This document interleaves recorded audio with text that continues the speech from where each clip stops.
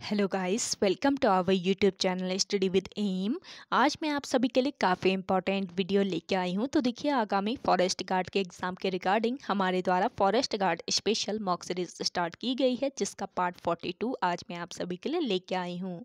ये जो mock series है ये आपको डेली प्रोवाइड कराई जा रही है, जो कि आपके आगामी फॉरेस्ट गार्ड के एग्ज़ाम के लिए इम्पॉर्टेंट है। साथ ही साथ अदर उत्तराखंड एग्ज़ाम के लिए भी ये मॉक सीरीज़ इम्पॉर्टेंट रहने वाली है। तो आप सभी लोग हमारी इस सीरीज़ में स्टार्टिंग से लेकर एंड तक बने रहें। इस सीरीज़ में हमारे द्वारा करंट के क्वेश्चंस भी इंक्लूड किए गए हैं, ताकि करंट अफेयर्स भी आपके इसी मॉक सीरीज़ से ही कवर हो जाएं। तो चलिए आज के इस मॉक सीरीज़ को स्टार्ट करते हैं। स्टार्ट करने से पहले जिन लोगों ने अभी तक हमारे YouTube channel study with M को सब्सक्राइब नहीं किया है, वो सब्सक्राइब कर लें। साथ ही साथ बगल में जो बेल आइकन दिख रहा है इसे भी प्रेस कर लें, ताकि हम कोई भी वीडियो डालते हैं तो उसका नोटिफिकेशन आपके पास जल्द से जल्द पहुंच जाए। आप सभी लोग हमारे टेलीग्राम चैनल को भी ज्वाइन कर सकते हैं। अराउंड 6.6 के यहाँ पे ग्रुप मेंबर्स हो चुके हैं। सुबह 10 बजे और शाम 8 बजे यहाँ पे क्विज का आयोजन भी कराया जाता है। इसके अलावा अदर इम्पॉर्टेंट अपडेट्स पीडीएफ्स यहीं पे शेयर की जाती है। लिंक आपको उसका डिस्क्रिप्शन बॉक्स में मिल जाएगा। बढ़ते हैं आज के वीडियो की ओर। इस सीरीज का पहला क्वेश्चन है, किस मंत्रालय ने डाक कर्मयोगी ई लर्निंग प्लेटफॉर्म शुरू किया है? देखिए, डाक कर्मयोगी ई लर्निंग प्लेटफॉर्म शुरू किया है रेल मंत्रालय ने। ऑप्शन फर्स्ट इस क्वेश्चन का करेक्ट आंसर है केंद्रीय मंत्री अश्विनी वैष्णव ने 28 जून 2022 को कहां पर? नई दिल्ली में डाक विभाग का एक ई लर्निंग पोर्टल डाक कर्मयोग लॉन्च किया है। और यह पोर्टल लगभग 4 लाख ग्रामीण डाक सेवकों और विभागीय कर्मचारियों की दक्षता में वृद्धि करेगा। और यह सभी ट्रेनीज को ऑनलाइन या मिक्स्ड कैंपस मोड में सिमिलर स्टैंडर्डाइज्ड ट्रेनिंग मटेरियल तक पहुंचाने में सक्षम बनाएगा। तो ये पॉइंट आपको ध्यान में रखना है। नेक्स्ट क्वेश्चन देखिए, किस देश ने भारत की आज़ादी की 75वीं वर्षगांठ पर 75 छात्रवृत्तियों की शुरुआत की है? तो ये कौन सा देश है जिसने भारत की आज़ादी की 75वीं वर्षगांठ पर 75 छात्रवृत्तियों की शुरुआत की है? तो ये देश है आपका कौन सा देश? ब्रिटेन देश। ऑप्शन फर्स्ट यहाँ पे आपका बिल्कुल राइट आंसर हो जाएगा। नेक्स्ट क्वेश्चन देखिए, संयुक्त राष्ट्र महासागर सम्मेलन 2022 कहाँ शुरू होगा? देखिए, संयुक्त राष्ट्र महासागर सम्मेलन 2022 शुरू होगा आपका कहाँ पर? लिम्बन में। ऑप्शन फर्स्ट इस क्वेश्चन का करेक्ट आंसर है।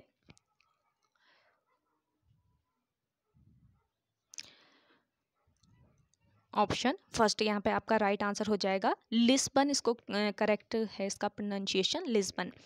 तो देखिए, संयुक्त राष्ट्र महासागर सम्मेलन 2022 विश्व के महासागर पारिस्थितिकी तंत्र के संरक्षण एवं उसे अनुरक्षित रखने हेतु वैश्विक सहयोग सुनिश्चित करने के लिए आयोजित किया जा रहा है। और यह सम्मेलन संपूर्ण विश्व के 130 से अधिक देशों की भागीदारी के साथ 5 दिनों के लिए आयोजित किया जा रहा है। और केंद्रीय मंत्री डॉक्टर जितेंद्र सिंह संयुक्त राष्ट्र महासागर सम्मेलन में भारतीय प्रतिनिधि मंडल का नेतृत्व कर रहे हैं। इंपॉर्टेंट पॉइंट है, केंद्रीय मंत्री जितेंद्र सिंह जो हैं, केंद्रीय मंत्री जितेंद्र सिंह संयुक्त राष्ट्र महासागर सम्मेलन में भारतीय प्रतिनिधि मंडल का नेतृत्व कर रहे हैं। और इसमें मेजबान देश आपसे पूछा जाए कौन देश इसमें मेजबानी करेंगे, तो पुर्तगाल। एक तो आपका पुर्तगाल, दूसरा है आपका केनिया। तो पुर्तगाल और केनिया देशों के द्वारा संयुक्त राष्ट्र महासागर सम्मेलन 2022 की मेजबानी की जा रही है। नेक्स्ट क्वेश्चन देखिए, अलकापुरी नाम किस जनपद का था? देखिए, अलकापुरी जो नाम था ये किस जनपद का था? ये था आपका चमोली जनपद का। ऑप्शन फर्स्ट इस क्वेश्चन का करेक्ट आंसर है। देखिए, पौड़ी से अलग करके चमोली जनपद जो है ये पौड़ी से अलग करके 24 फरवरी 1960 को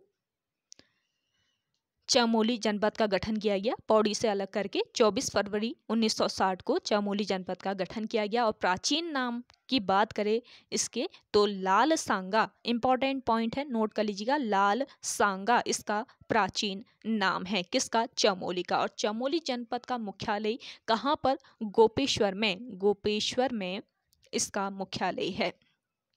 और चमोली जो है ये क्षेत्रफल की दृष्टि से राज्य में दूसरा बड़ा जनपद है, ये ध्यान रखेंगे। और चमोली जिले से 6 जिलों की सीमाएं स्पर्श करती हैं। नेक्स्ट क्वेश्चन देखिए, जौनसार क्षेत्र की एकमात्र डॉक्यूमेंट्री फिल्म कौन सी है। देखिए जौनसार क्षेत्र की एकमात्र डॉक्यूमेंट्री फिल्म कौन सी है, चाल दा जात्रा, ऑप्शन सेकंड यहाँ पे आपका राइट आंसर हो जाएगा। देखिए तेरी सौ की बात करें तो ये राज्य आंदोलन के समय रामपुर तिराहा कांड पर आधारित फिल्म है। जगवाल फिल्म की बात करें तो राज्य की प्रथम फिल्म है जगवाल फिल्म, जो कि 1983 ईस्वी में प्रकाशित हुई थी। और मेघा आ फिल्म जो है ये कुमाऊनी भाषा की, किस भाषा की, कुमाऊनी भाषा की पहली फिल्म थी। और ये वर्ष 1987 को ये फिल्म रिलीज हुई थी। और चालदा जात्रा जो है ये जौनसार क्षेत्र की एकमात्र डॉक्यूमेंट्री फिल्म है। नेक्स्ट क्वेश्चन देखिए, किमनी गांव से प्राप्त शैल चित्र को किस रंग से रंगा गया है। देखिए यहाँ पे किमरी हो गया, करेक्ट कर लीजिएगा, किमनी गांव है ये, जो कि किस जनपद में स्थित है, चमोली जनपद में यह गांव स्थित है। तो किमनी गांव से जो प्राप्त शैल चित्र है इनको किस रंग से रंगा गया है ये बताना है। तो इसका राइट आंसर हो जाएगा सफेद रंग। किमनी गांव से प्राप्त शैल चित्रों को सफेद रंग से रंगा गया है। ऑप्शन फोर्थ इस क्वेश्चन का राइट आंसर है। किमनी गांव आपके चमोली जनपद के थराली के पास, चमोली जनपद के थराली के पास पिंडर नदी, किस नदी, पिंडर नदी के तट पर बसा है। और यहाँ से सफेद रंग में चित्रित हथियारों एवं पशुओं के शैल चित्र प्राप्त हुए हैं। अगला क्वेश्चन देखिए, मतीराम एवं रतन कवि किस पवार शासक के दरबारी कवि थे। देखिए मतीराम एवं रतन कवि जो हैं ये किस पवार शासक के, ये पवार शासक फतेह शाह के दरबारी कवि थे। ऑप्शन फर्स्ट यहाँ पे आपका बिल्कुल करेक्ट आंसर है। देखिए रतन कवि की सबसे पहले हम बात करें तो रतन कवि जटाधर व मतीराम, एक तो आपके रतन कवि थे, दूसरे थे जटाधर और तीसरे कौन थे, मतीराम थे। तो रतन कवि, जटाधर और मतीराम फतेह शाह के दरबारी कवि थे। रतन कवि का दूसरा नाम आपसे पूछा जाए तो रतन कवि का दूसरा नाम था क्षेमराज इनका दूसरा नाम था। रतन कवि ने फतेह शाह को हिंदुओं का रक्षक, शील का सागर कहा था। मतीराम का रसराज जो ग्रंथ है ये श्रीनगर के चित्रकार मंगत राम तुंवर को समर्पित है, ये ध्यान रखेंगे। मतीराम का जो रसराज नामक जो ग्रंथ है, रसराज ग्रंथ श्रीनगर के चित्रकार मंगत राम तुंवर को समर्पित है। ये पॉइंट इंपॉर्टेंट है आपके आगामी एग्जाम के लिए। चलिए नेक्स्ट क्वेश्चन है आपका, प्रथम बार वैज्ञानिक पद्धति किस भूमि बंदोबस्त में लागू की गई थी। देखिए मोस्ट इंपॉर्टेंट ये क्वेश्चन है। देखिए सेशन पसंद आ रहा है आप सभी को तो लाइक कर लीजिए। जिन लोगों ने अभी भी हमारे YouTube channel study with M को सब्सक्राइब नहीं किया है वो सब्सक्राइब कर लीजिए। और ज़्यादा से ज़्यादा आप सभी को इस सेशन को शेयर करना है अपने दोस्तों के साथ, अपने व्हाट्सएप ग्रुप्स में। कल का जो सेशन था आप सभी लोगों ने बहुत सारा ढेर सारा प्यार दिया है, तो आप ऐसे ही सपोर्ट करते रहिएगा हमारे सेशन को, क्योंकि देखिए आपका सपोर्ट बहुत ज़रूरी रहता है हमारे लिए। आप सभी के लिए ही यहाँ पे इतनी तैयारी की जाती है, इतनी अच्छी जो इम्पोर्टेंट क्लास है वो लाई जा रही है, आप सभी के लिए ही है। तो आप सभी का इसमें सपोर्ट होना बहुत ज़रूरी है। तो आप सभी लोग ढेर सारा प्यार दे रहे हैं, बहुत अच्छे आप सभी लोग कमेंट भी कर रहे हैं, इसके अलावा आंसर भी आप सभी लोग कर रहे हैं। तो आप सभी लोग ऐसे ही स्टडी विद एम को सपोर्ट करते रहिए। चलिए नेक्स्ट क्वेश्चन है आपका, प्रथम बार वैज्ञानिक पद्धति किस भूमि बंदोबस्त में लागू की गई। तो ये इसका राइट आंसर हो जाएगा, कौन सा ये भूमि बंदोबस्त था, ये था आपका विकेट बंदोबस्त। ऑप्शन सेकंड यहाँ पे आपका बिल्कुल राइट आंसर हो जाएगा। प्रथम बार वैज्ञानिक पद्धति विकेट बंदोबस्त में लागू की गई थी। विकेट बंदोबस्त जो था ये ब्रिटिश काल का 9वां भूमि बंदोबस्त था। ये ध्यान रखेंगे, विकेट बंदोबस्त जो था ये एक भूमि बंदोबस्त था और ब्रिटिश काल का कौन सा 9वां ये भूमि बंदोबस्त था और इसमें पहली बार वैज्ञानिक पद्धति से बंदोबस्त किया गया। विकेट बंदोबस्त में पर्वतीय भूमि को कितने भागों में बांटा गया है, पूछा जा सकता है। देखिए इंपॉर्टेंट पॉइंट है, जो आपका विकेट बंदोबस्त में है, जो आपका विकेट बंदोबस्त है, इसमें पर्वतीय भूमि को कितने भागों में, 5 भागों में बांटा गया। कौन कौन से ये 5 भाग थे, देखिए पहला था आपका तलाव, दूसरा था उपराऊ अव्वल, दूसरा था आपका उपराऊ अव्वल, तीसरा था उपराऊ दोयम, चौथा था इजरान और पांचवा था कंटीली। तो इन 5 भागों में बांटा गया था विकेट बंदोबस्त में पर्वतीय भूमि को। चलिए अगला है आपका, काशीपुर में खच्चर आश्रम की स्थापना किस वर्ष हुई। देखिए काशीपुर में आपके खच्चर आश्रम की स्थापना किस वर्ष हुई। काशीपुर जो है ये किस जनपद के अंतर्गत आता है, ये आता है आपका उधम सिंह नगर जनपद के अंतर्गत और यहाँ पर खच्चर आश्रम की स्थापना की गई वर्ष 1918 में। ऑप्शन फर्स्ट यहाँ पे आपका बिल्कुल राइट आंसर है। देखिए काशीपुर के पुराने नाम की बात करें तो क्या था इसका प्राचीन नाम,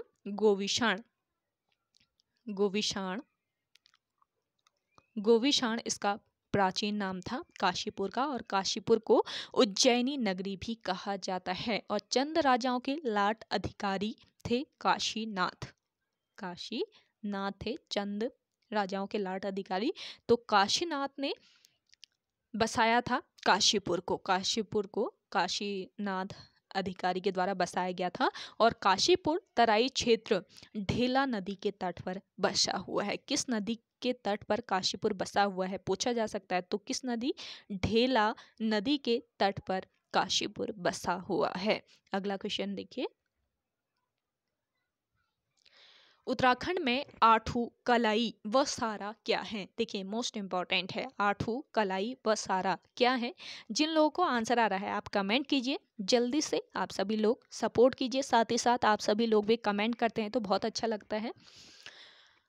तो देखिए आठू, कलाई व सारा जो है ये क्या थे, प्रमुख त्योहार हैं, उत्तराखंड राज्य के ये प्रमुख त्योहार हैं। ऑप्शन सेकंड यहाँ पे आपका बिल्कुल राइट आंसर हो जाएगा। देखिए सबसे पहले आठू की बात करें तो आठू जो त्योहार है ये किस माह में मनाया जाता है, किस मास में, भाद्रपद मास में यह मनाया जाता है। भाद्रपद मास की सप्तमी व अष्टमी को चांचरी का आयोजन किया जाता है जिसमें अखंड सौभाग्य की कामना हेतु गौरा महेश्वर की पूजा अर्चना की जाती है। तो इसी त्योहार में यह पूजा अर्चना की जाती है और सप्तमी व अष्टमी को होता है यह त्योहार, इसीलिए इसको क्या कहा जाता है, आठू कहा जाता है। और कब मनाया जाता है, भाद्रपद मास की सप्तमी अष्टमी को यह त्योहार मनाया जाता है और इस त्योहार पर चांचरी जो नृत्य है इसका आयोजन भी किया जाता है। और कलाई त्योहार की बात करें तो कलाई जो है ये कुमाऊं क्षेत्र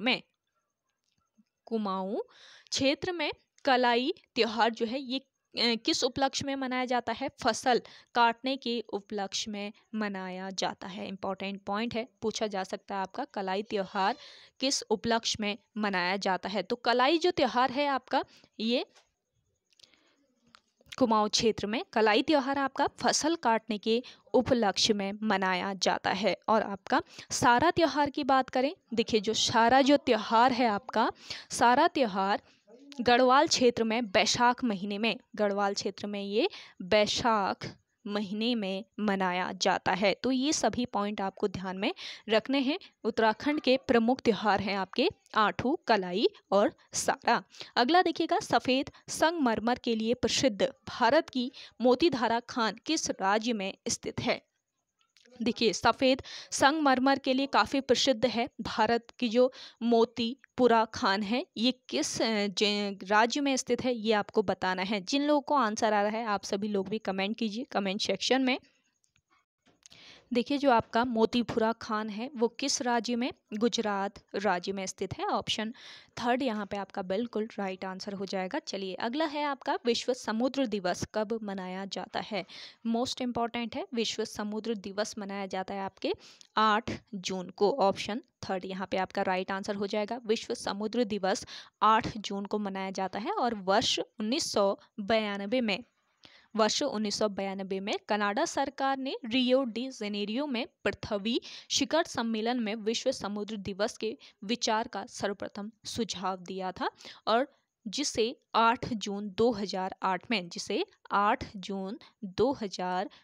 में संयुक्त राष्ट्र द्वारा आधिकारिक रूप से मान्यता दी गई। अगला देखिए,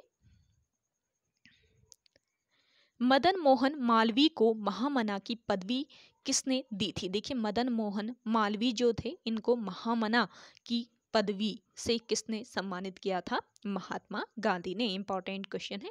ऑप्शन सेकेंड यहाँ पे आपका राइट आंसर हो जाएगा। मदन मोहन मालवीय का जन्म की बात करें तो कब इनका जन्म हुआ, 25 दिसंबर 1861 को इनका जन्म कहाँ पर हुआ, प्रयागराज में इनका जन्म हुआ और ये भारत के पहले तथा अंतिम व्यक्ति थे जिन्हें महामना के सम्मानजनक उपाधि दी गई थी। महामना की सम्मानजनक उपाधि इनको दी गई थी। और महामना मदन मोहन मालवीय काशी हिंदू विश्वविद्यालय के प्रेरणता तो थे ही और इस युग के ये आदर्श पुरुष भी थे। भारत सरकार के द्वारा इन्हें भारत रत्न पुरस्कार से भी अलंकृत किया गया था। अगला देखिएगा, भारतीय कपास अनुसंधान संस्थान कहाँ स्थित है। देखिए आप लोगों ने, जिन लोगों ने अभी भी इस सेशन को शेयर नहीं किया है, जल्दी से आप सभी लोग शेयर कर दीजिए। फिर आगे बढ़ते हैं, सेशन को कंटिन्यू करेंगे। आप सभी लोग जल्दी से मिलकर शेयर कर दीजिए इस सेशन को ज़्यादा से ज़्यादा अपने दोस्तों के साथ, अपने व्हाट्सएप ग्रुप्स में। भारतीय कपास अनुसंधान संस्थान ये कहाँ पर स्थित है, ये है आपके नागपुर में। ऑप्शन सेकंड यहाँ पे आपका राइट आंसर हो जाएगा। भारतीय कपास अनुसंधान संस्थान नागपुर महाराष्ट्र में स्थित है और इसकी स्थापना कब की गई, इसकी स्थापना वर्ष 1976 में की गई थी और यह भारतीय कृषि अनुसंधान परिषद के अधीन कार्यरत है। पूछा जा सकता है किसके अधीन कार्यरत है भारतीय कपास अनुसंधान संस्थान, तो यह भारतीय कृषि अनुसंधान परिषद के अधीन कार्यरत है और यह संस्थान कपास के दीर्घकालिक अनुसंधान को बढ़ावा देता है। अगला देखिएगा, आज का ये सेशन आपको कैसा लग रहा है कमेंट करके बताइएगा कमेंट सेक्शन में। नेक्स्ट देखिए, Lakshmibai national institute of physical education कहाँ स्थित है। देखिए Lakshmibai national institute of physical education ये स्थित है आपके कहाँ पर, ग्वालियर में। ऑप्शन सेकंड यहाँ पे करेक्ट आंसर है। Lakshmibai national institute of physical education Gwalior Bharat का एक विश्वविद्यालय है और ग्वालियर नगर के प्रथम महापौर थे कौन, राजा पंचम सिंह। तो ग्वालियर नगर के प्रथम महापौर पहाड़गढ़ के राजा थे पंचम सिंह। तो इस संस्था की स्थापना में इनकी बहुत बड़ी भूमिका रही थी और भारत के श्रेष्ठ शारीरिक शिक्षाविद प्रोफेसर PM जोसेफ, ये ध्यान रखेंगे, प्रोफेसर PM जोसेफ इस संस्था के पहले प्रिंसिपल नियुक्त किए गए थे। और देखिए इस संस्थान का प्रारंभ विक्रम विश्वविद्यालय उज्जैन से संबद्ध महाविद्यालय के रूप में हुआ। ग्वालियर में जीवाजी विश्वविद्यालय की स्थापना के बाद वर्ष 1964 में यह उसके अंतर्गत आ गया और राष्ट्रीय महत्व को ध्यान में रखते हुए वर्ष 1973 में इसका नामकरण लक्ष्मीबाई राष्ट्रीय शारीरिक शिक्षा महाविद्यालय किया गया। वर्ष 1982 की बात करें तो वर्ष 1982 में स्वायत्तशासी संस्था का दर्जा हासिल करने के बाद सितंबर 1995 में इसे सम विश्वविद्यालय का दर्जा भी प्रदान किया गया। विश्वविद्यालय अनुदान आयोग ने 14 जनवरी 2009 को इसे पूर्ण विश्वविद्यालय का दर्जा प्रदान किया। तो आपका Lakshmi national institute of physical education ये कहाँ पर, ग्वालियर में स्थित है, ग्वालियर महाराष्ट्र में ये स्थित है। अगला देखिए, पहाड़ी घसियारे चित्र का चित्रकार कौन है? तो देखिए, पहाड़ी घसियारी जो आपका चित्र है इसके चित्रकार हैं रणवीर सिंह बिष्ट। ऑप्शन फर्स्ट इस क्वेश्चन का बिल्कुल राइट आंसर हो जाएगा, रणवीर सिंह बिष्ट। इनके जन्म की अगर हम बात करें तो वर्ष 1928 को कहाँ पर, लेंस डाउन में इनका जन्म हुआ। और देखिए, लखनऊ के आर्ट कॉलेज में प्राचार्य नियुक्त होने वाले ये प्रथम भारतीय थे। इंपॉर्टेंट पॉइंट है, नोट कर लीजिए। लखनऊ के आर्ट कॉलेज में प्राचार्य नियुक्त होने वाले ये प्रथम भारतीय थे। कौन? रणवीर सिंह बिष्ट। और चित्रकला के क्षेत्र में वर्ष 1991 में पद्मश्री पाने वाले ये राज्य के प्रथम व्यक्ति थे। पहाड़ी लोक नृत्य, पहाड़ी गीत से बचने का सहारा, इसके अलावा पहाड़ी घसियारे आदि इनके प्रमुख चित्र हैं। ये आप नोट कर लीजिए, हो सके तो आगामी एग्जाम में पूछे जा सकते हैं। कौन कौन से? पहाड़ी लोक नृत्य, पहाड़ी शीत से बचने का सहारा और पहाड़ी घसियारी इनके प्रमुख चित्र हैं। अगला देखिएगा, अगला क्वेश्चन है आपका, देवप्रयाग में स्थित रघुनाथ मंदिर किस शैली में बना है? देखिए, देवप्रयाग में स्थित है आपका रघुनाथ मंदिर, जो कि किस शैली में? द्रविड़ शैली में यह मंदिर बना हुआ है। ऑप्शन फोर्थ यहाँ पे आपका राइट आंसर हो जाएगा। देवप्रयाग में भगवान राम का रघुनाथ मंदिर द्रविड़ शैली में बना हुआ है। रघुनाथ मंदिर के द्वार पर मथुरा पौराणिक का एक लेख है, जो कि किसके समय का है? पृथ्वीपति शाह के समय का है। पृथ्वीपति शाह के समय का यह लेख है, मथुरा पौराणिक का एक लेख, जो कि कहाँ पर स्थित है? रघुनाथ मंदिर के द्वार पर। और देखिए, देवप्रयाग की बात करें तो देवप्रयाग जो है यहाँ पर किन दो नदियों का संगम होता है, ये भी पूछा जा सकता है। तो भागीरथी और इसके अलावा अलकनंदा नदियों का यहाँ पे संगम होता है देवप्रयाग में। अगला देखिए, उत्तराखंड में माउंटेन गोट के नाम से प्रसिद्ध है। उत्तराखंड राज्य में माउंटेन गोट नाम से प्रसिद्ध कौन है? चंद्रप्रभा ऐतवाल। ऑप्शन थर्ड यहाँ पे आपका बिल्कुल राइट आंसर है। चंद्रप्रभा ऐतवाल का संबंध किस जनपद से? पिथौरागढ़ जनपद से इनका संबंध है और इन्हें माउंटेन गोट के नाम से जाना जाता है। और चंद्रप्रभा ऐतवाल ने दियारा बुग्याल को, किस बुग्याल को? ये इंपॉर्टेंट पॉइंट है, इसको नोट कर लीजिएगा। दियारा बुग्याल को विश्व मानचित्र में स्थान दिलाया था। किसने? चंद्रप्रभा ऐतवाल ने। अगला क्वेश्चन है, कुमाऊं में गौ हत्या पर प्रतिबंध किसने लगाया था? देखिए, कुमाऊं में गौ हत्या पर प्रतिबंध लगाया था ट्रेल ने। ऑप्शन फोर्थ यहाँ पे आपका राइट आंसर है। देखिए, वर्ष 1819 ईस्वी में सर्वप्रथम पटवारी की नियुक्ति भी किसके द्वारा? ट्रेल के द्वारा ही की गई थी। 1823 की बात करें, 1823 में ट्रेल ने पंचशाला बंदोबस्त का निर्धारण किया था। इंपॉर्टेंट पॉइंट है, 1823 में पंचशाला बंदोबस्त का निर्धारण हुआ था। किसके द्वारा? ट्रेल के द्वारा इसका निर्धारण किया गया था। और इसने गांव में जाकर भूमि की नाप जोख व सीमा का भी निर्धारण किया था। ये ध्यान रखेंगे, गांव में जाकर भूमि की नाप जोख व सीमा का निर्धारण भी किसके द्वारा किया गया था? ट्रेल के द्वारा किया गया था। और इसको क्या कहा जाता है? 80 साला बंदोबस्त। गांव में जाकर भूमि की नाप जोख व सीमा का निर्धारण, क्या इसको क्या कहा जाता है? 80 साला बंदोबस्त कहा जाता है। 80 साला बंदोबस्त किसने किया था, पूछा जाए आपसे तो किसने? ट्रेल ने किया था। अगला क्वेश्चन है आपका, देवीचंद ने किस मुस्लिम व्यक्ति को अपना सेनापति नियुक्त किया था? देखिए आपके देवीचंद जो थे, इन्होंने किस मुस्लिम व्यक्ति को अपना सेनापति नियुक्त किया था? दाऊद खां को। ऑप्शन फर्स्ट इस क्वेश्चन का करेक्ट आंसर है। देवीचंद जगत चंद का उत्तराधिकारी था। जिसके समय से चंद वंश का अवनति काल शुरू हो गया था। चंद वंश का अवनति काल किसके समय? देवी चंद के समय से शुरू हुआ था। देवी चंद ने 1720 से लेकर 1726 ईस्वी तक शासन किया। विक्रमादित्य बनने के चक्कर में जो आपका देवी चंद है इसने काफ़ी धन बर्बाद किया, और कुमाऊं का विक्रमादित्य भी किसको कहा जाता है?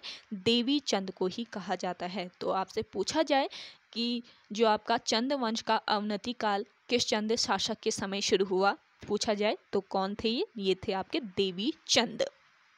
तो ये पॉइंट आप नोट कर लीजिए। सभी पॉइंट आपके इंपॉर्टेंट रहते हैं इस सीरीज़ के, तो आप सभी लोग नोट्स बनाते रहें। तो ओके गाइज, आज के सेशन में इतना ही। आई होप आपको आज का ये सेशन पसंद आया होगा। अगर आज का ये सेशन आपको पसंद आता है तो इस सेशन को लाइक कीजिए, शेयर कीजिए, और जिन लोगों ने अभी भी हमारे YouTube channel study with M को सब्सक्राइब नहीं किया है वो सब्सक्राइब कर लीजिए। चलिए मिलते हैं एक नई इंटरेस्टिंग वीडियोज़ के साथ, तब तक के लिए धन्यवाद।